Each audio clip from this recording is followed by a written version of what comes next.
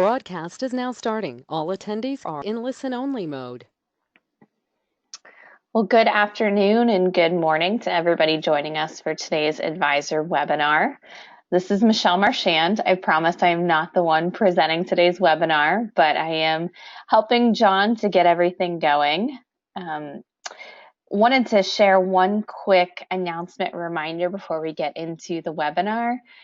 Our February advisors webinar will not actually take place as a webinar. Instead, we are encouraging everyone to attend one of our 5 advisors academies, which are taking place in conjunction with the Regional Leadership Academy for the undergraduates, chapter officers and leaders.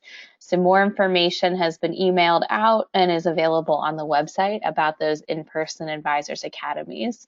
But we hope to see you all at one of the 5 locations happening in February. On that note, I think we will go ahead and get started with the January Advisors webinar. We're very lucky today to have an outside guest presenter for us. John DeSaro serves as the Director of Fraternity and Sorority Affairs at the University of Rochester. And John is a longtime friend of Delta Upsilon. I'll let him give his full intro and share his connections to the fraternity, but we're very excited to have him with us today and to have his knowledge and expertise. So John, I'm going to turn the controls over to you. Well, wonderful. Thank you, Michelle, for that introduction. And also, thanks for your help with the technology. As Michelle knows, I'm pretty bad at that, so she got me all set up today, and I definitely appreciate that. Thanks also to all of the Delta Upsilon advisors for inviting me to work with you today and for taking some time out of your day to participate in this webinar. I was really excited to talk with Michelle about ideas for this and how we could send some of the messages about how we can best connect you to university staff and help you in supporting the chapters you work with. Awesome. I thought as we got started, it would be important that you know a little bit about my role both professionally and with Delta Upsilon. So professionally, I serve as the Director of Fraternity and Sorority Affairs at the University of Rochester. And in this role, I'm the primary campus staff member who advocates for, advises, and supports the fraternity and sorority members on our campus. So this makes me the main point of contact for chapter advisors, and you'd probably be speaking with someone pretty similar to me on your own campuses. I also consider myself a long-term friend of Delta Upsilon. I've been fortunate enough that I've been able to participate in Delta Upsilon's Global Service Initiative on 3 of the Jamaica trips. And for the past 3 years, I've also served on the Med of Merit Committee. I also wanted to mention to this group that I just stepped into an advising role for my own fraternity, Alpha Chi Rho, where I'm now a recruitment coach for 3 of our chapters. So the information I'm sharing today is mostly based on my own experience as a university staff member, but also what I'm sort of learning along the way as someone who's in a pretty similar role to many of you on the call today.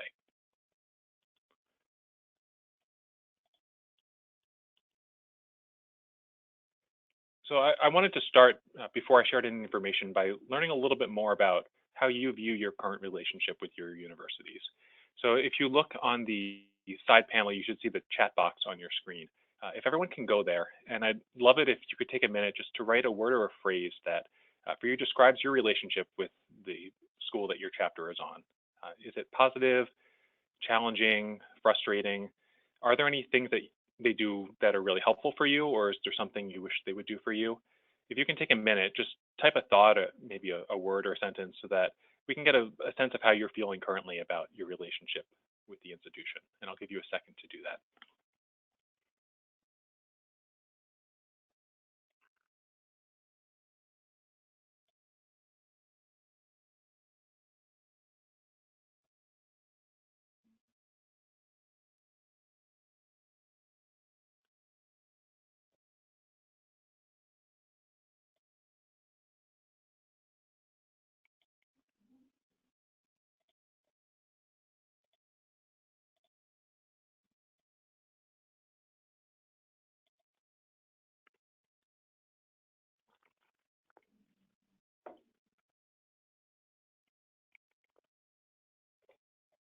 All right, so it seems like things are going pretty well for a lot of you. Some people feel like they have a better relationship with the universities than others. Some people want a little bit of resources for how they can better strengthen that relationship, and we'll definitely get into some of that today. I'll mention that relationships are difficult. While many of you do have positive relationships with your campuses, there's always times when you might be frustrated by a university policy, need information you can't seem to get, or just have a general difference of opinion on how to approach a chapter issue. So I want to be clear, the point of the webinar today isn't for me to convince you why we as the university staff are always right and why you should listen to us more. What I do want to share, though, are things that we as the university staff want to get from our relationship with you, how you can take advantage of university partnerships to support your chapter, and then how you can get the most out of us, even during those times you might find us a little bit frustrating. So let me share a little bit about how we feel that advisors are helpful to us at the university. I've spent about 10 years working professionally with fraternities and sororities at Rochester. And despite all the training and experience I've gotten along the way, I know there are some things that I'll just never be able to do as well as a chapter advisor. When I say that we're true partners in working with Delta Upsilon, I mean it because you provide things that are irreplaceable in supporting our chapters. And I want to review those briefly to give you a sense of what you can do to make yourself appear supportive to the university staff you work with, and also so that you can see exactly what it is that we want from you. So first, we count on you to provide sound guidance to the chapter in various areas of membership. We don't expect you to know everything, but we want you to push your chapters to ask the right questions and approach situations with positive intentions. You're all the role models that we want the chapters to be able to look up to. Next, we also count on you to connect each chapter officer with a designated advisor. Now, some of you may be part of a large board where every undergraduate officer can get support from his own alumni advisor, and some of you may be the sole advisor to the entire chapter leadership. So whatever your situation is, we count on you to make sure that the chapter officers know whom to go to when they need some kind of support.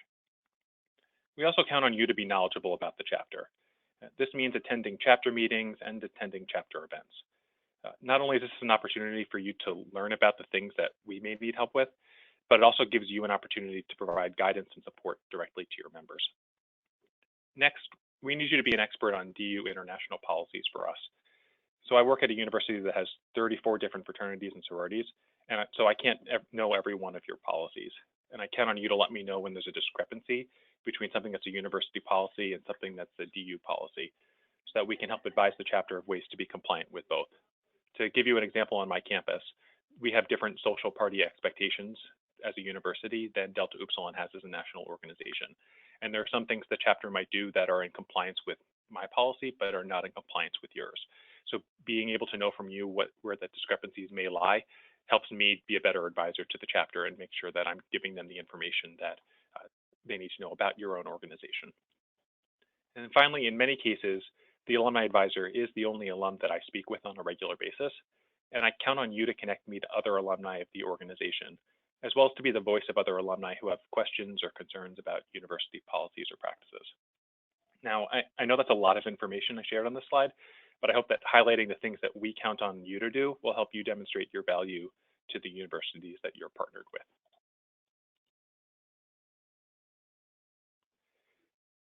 So next, I want to focus on some of the basic things you should do to understand the university you work with. Regardless of how connected you currently are with your university staff, be sure to focus on these items. First, familiarize yourself with the fraternity and sorority staff and their various roles in supporting the chapter. Every university is different. It's rare, but there are some campuses that may not have anyone may not have a staff member with fraternity in their job title. So you'll want to look at the student life office to identify the right staff member that you'd be working with. Other universities have multiple staff members working with fraternities and sororities, and you'll want to know the direct advisor for Delta Upsilon and whether that's different than the person who advises the campus IFC or the fraternity system as a whole. Next, make sure that you read the policies for fraternities and sororities at your institution. Note that the school may establish one set of rules, and the campus interfraternity council may have a completely different set of rules, and you'll want to be familiar with both. Be sure that you read the standards of student conduct, or whatever your conduct rules are for all students, not just the ones that are in fraternities and sororities. If you can, pay particular attention to what might be considered a chapter issue versus what is an individual issue. This comes up a lot, especially when a member or a small group of members is accused of violating a university policy. So it's helpful for you to know as an advisor where that line is drawn at your university. Next, make sure that you familiarize yourself with basic information about the institution and its fraternity and sorority community. So as some basics, you'll want to know things like the community grade and GPA information, data on what kinds of students are joining fraternities and sororities, like how many, are they international students, like where are the students coming from, and how the community evaluates its organizations. Like, does it have some kind of accreditation program for fraternities and sororities? Or is there an annual checklist of policies and requirements that every organization needs to complete? And then finally, make sure you have a copy of your university's academic calendar so that you know the major events and deadlines that are relevant to the men that you advise.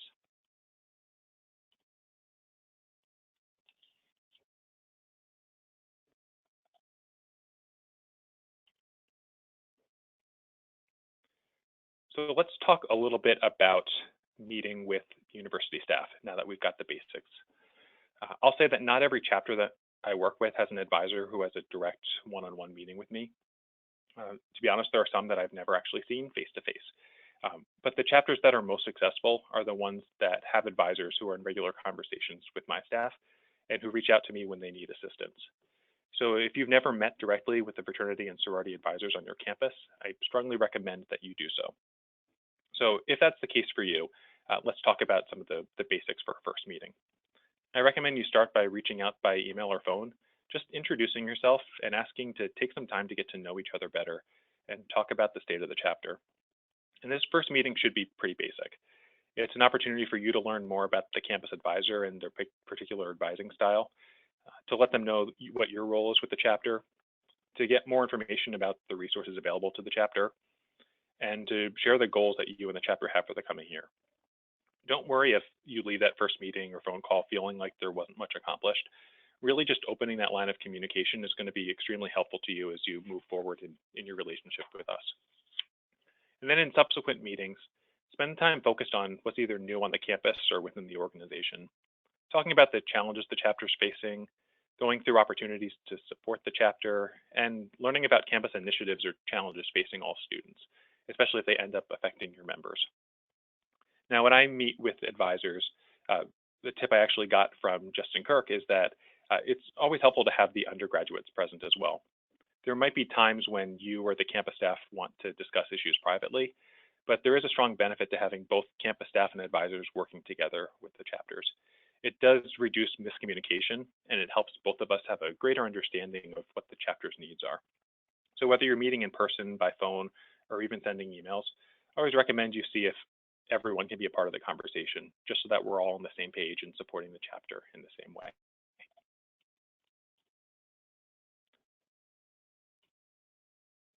So here's a few suggestions for making sure both you and the university staff get the most out of your meetings. First, ask for any data or reports from the university prior to our meetings. So for example, grade reports from the university, accreditation results, recruitment statistics for the campus. I approach this from the perspective that both of our time is precious and we always have limited time to meet. The advisors are often meeting during the workday or when they could be doing something else. So I often spend my time with advisors just asking for reports or information I could easily share by email. And I'd rather send that information to you in advance, give you a chance to read through it all, and then spend our time together actually talking through those reports and how we can support the chapter. In general, I found it makes our conversation more robust. So always feel free to ask for those beforehand, just to make our time more useful together. Kind of conversely, make sure that the campus staff has an advanced electronic copy of information you or the international fraternity have. So for instance, make sure we have any policies relevant to the fraternity, the link to the chapter's CEP document, and results from this year's Med of Merit review. As a campus advisor, I'll always read that information before we have a meeting, and it gives me a better sense if there are any campus resources I need to share with you. Sometimes it sparks something in my mind that might be useful to your organization that I wouldn't have thought of if I hadn't read that in advance. And finally, I've shared some questions that you should reflect on before meeting with campus staff. I think this helps you direct the conversation towards things that you need, and it gives the university staff an idea of how they can best help you. So be able to articulate what the chapter's goals are, If there are any university roadblocks that you've identified that we need to talk through, if there's anything that you need from the fraternity and sorority professionals to do your job more effectively, and if there's anything that I as the advisor can do to improve the chapter's standing with the university. I found that these are great foundational questions that really help guide that conversation, and more importantly, give you a lot of information that you need about the chapter standing at the university that will just help you in your advising role. Now let's talk a little bit about establishing a plan for future communication after you've had that first meeting. So be clear that you have a plan for how you'll communicate with one another in the future. Determine how frequently you'd like to meet. I like to have a check-in with advisors at least once a semester, either in person or via phone call. So let the campus professionals know what you want to be notified of or what emails that you want to be copied on. Some advisors I work with just want to be copied on every single email I send to their undergraduates. Some would like meeting minutes when I have a meeting with all of the chapter presidents together, and some ask to be included on regular emails that go out to the entire fraternity and sorority community so that they see the community-wide messages. So let us know what communication is helpful to you, and we can make sure that we're including you on what you need to have. And then finally, just talk through the best way to communicate with you is. For many people, that's email, but some people I know work best by phone call or by in-person meetings. So just let the campus advisor know how you can best communicate with one another, and it'll really help with your relationship.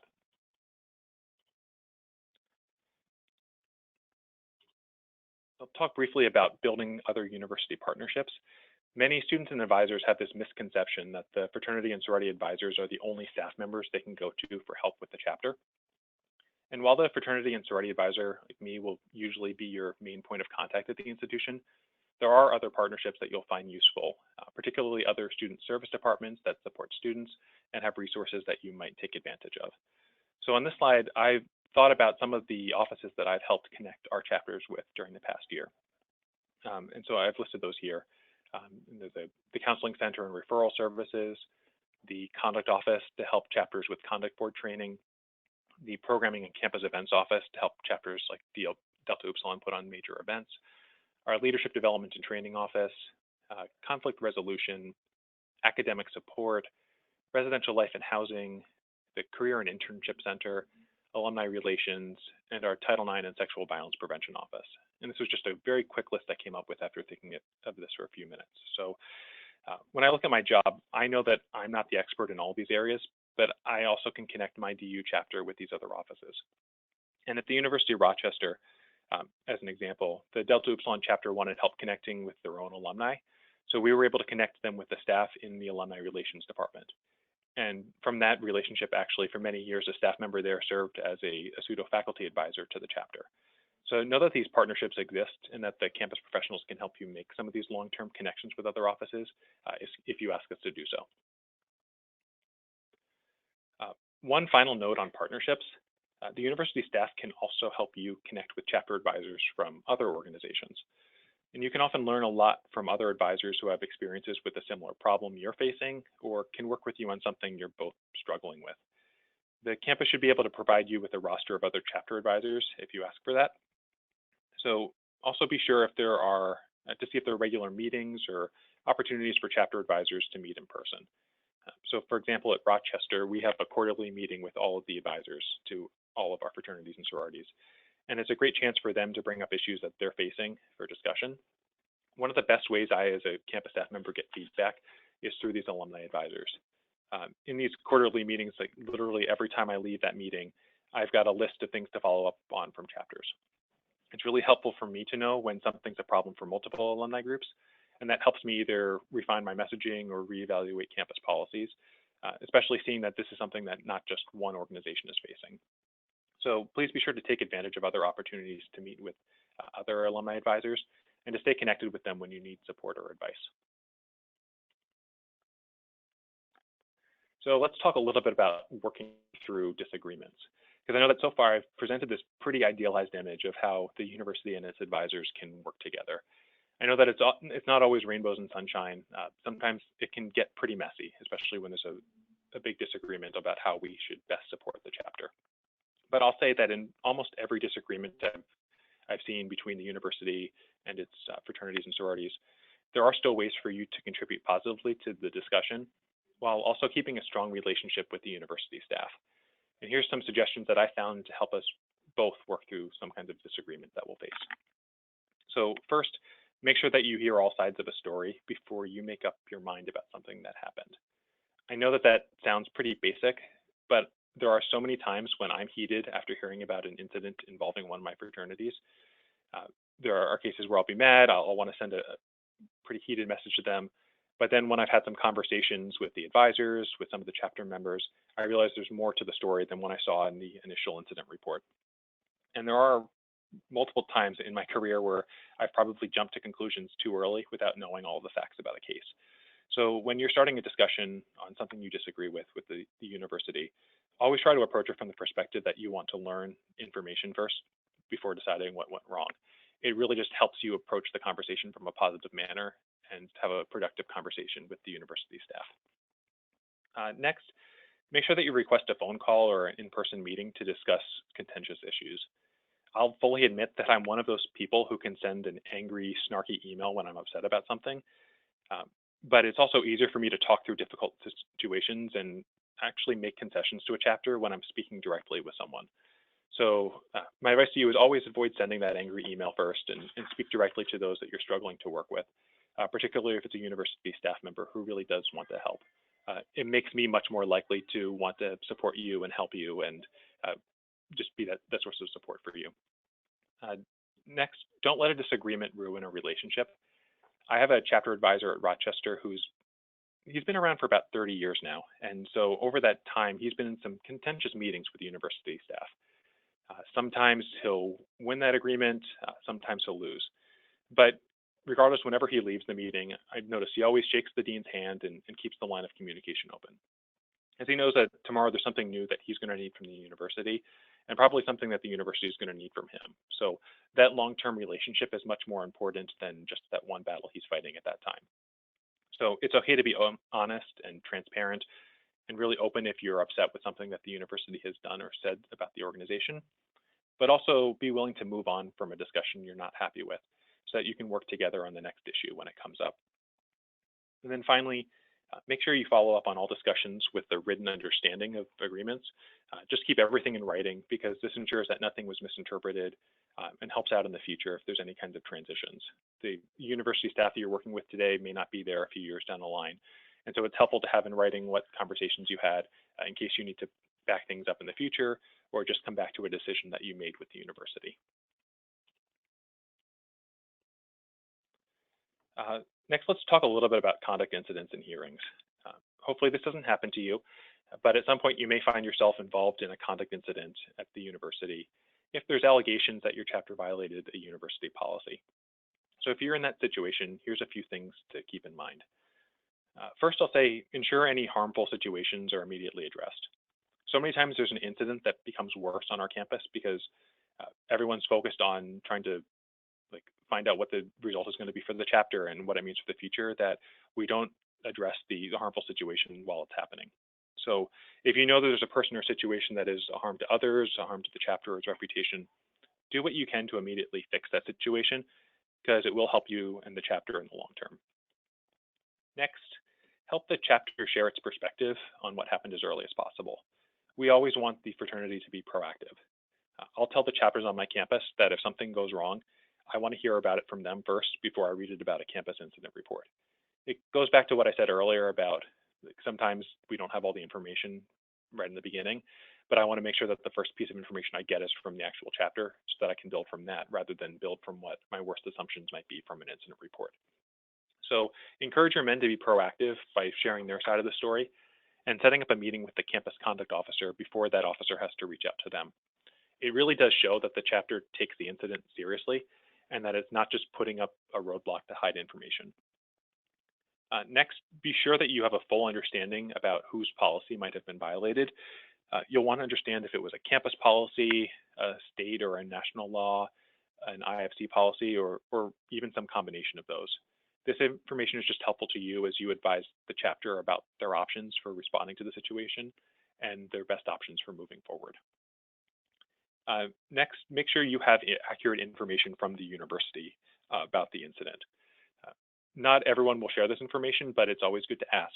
So request if they can share a copy of the incident report with you, even if certain information about victims or witnesses might be redacted from that report. In some cases, the advisor is not allowed to serve in any official capacity during a conduct hearing. In some cases, they are, and in some cases, they can still participate as an observer. So find out what level of participation is permitted or expected by you so that you can be of use to the chapter.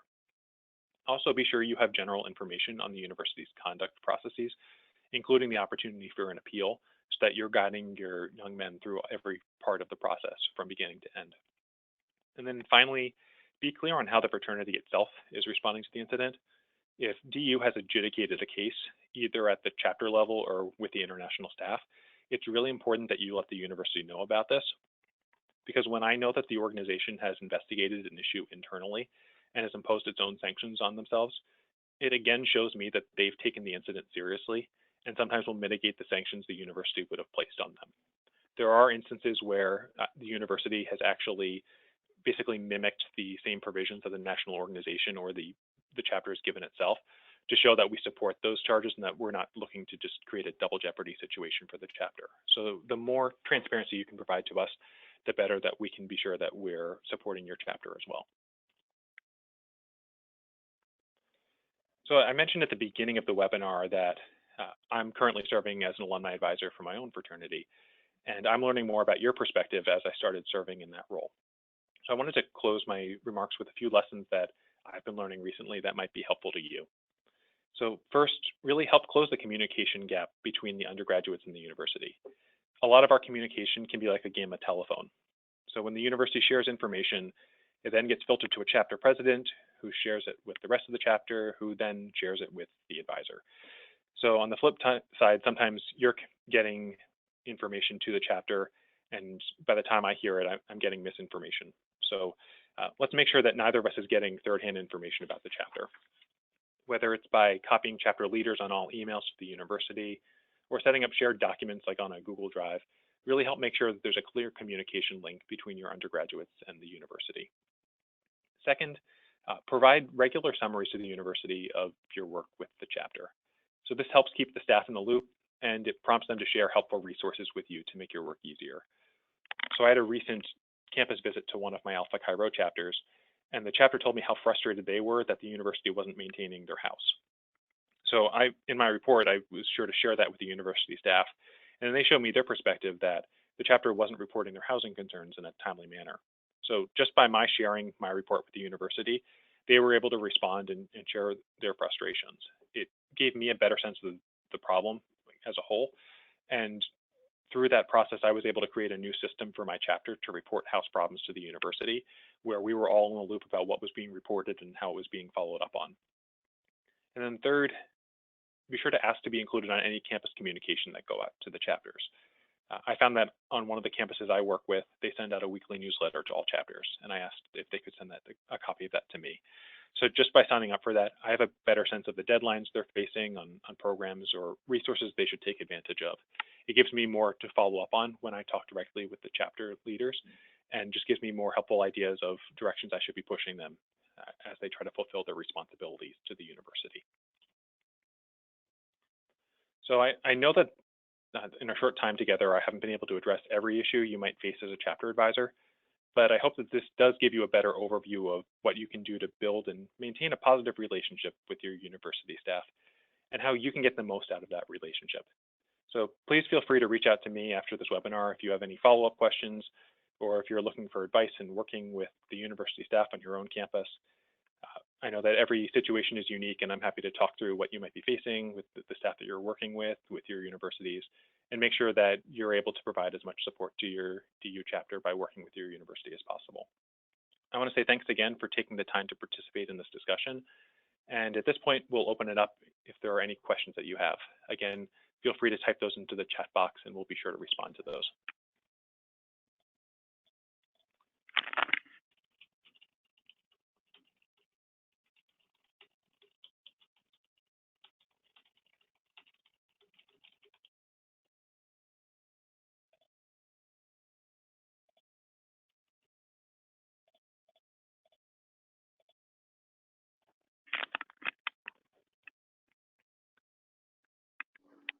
If anybody has any questions for John, feel free to go ahead and type that in the question box or the chat box, and we'll get those over to him.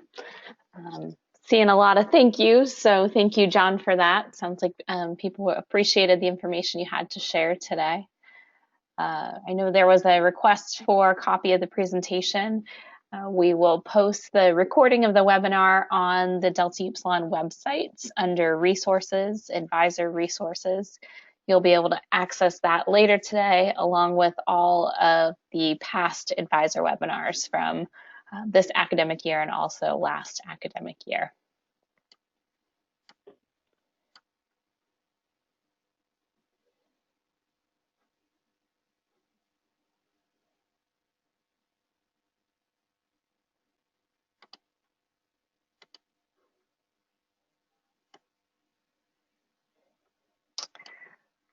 I'm not seeing any questions come in, just again, a lot of appreciation. So I echo that. Thank you, John, so much for sharing your knowledge and expertise with the group today. Again, appreciate you being willing to take questions afterwards. Looks like we did get a question in as well. What is best and how do positive feedback to undergrads? What is the best way to give positive feedback to undergrads? And how do today's 20-year-olds respond? Thoughts on that, John? There's, I guess, a number of different ways. It seems kind of old school, but just being able to give them like verbal validation, being able to copy them in an email to the university, just praising them for the work that they're doing. I think just seeing stuff in writing with their name on it that is really positive for them is pretty helpful. A lot of advisors will send like handwritten notes to their chapters. I think that personal touch is still important to them. So much of their communication is electronic, like they get text, they get videos from their friends, that when someone goes out of the way to actually write something to them, it's pretty meaningful because it shows like a very nice personal connection that they don't always get.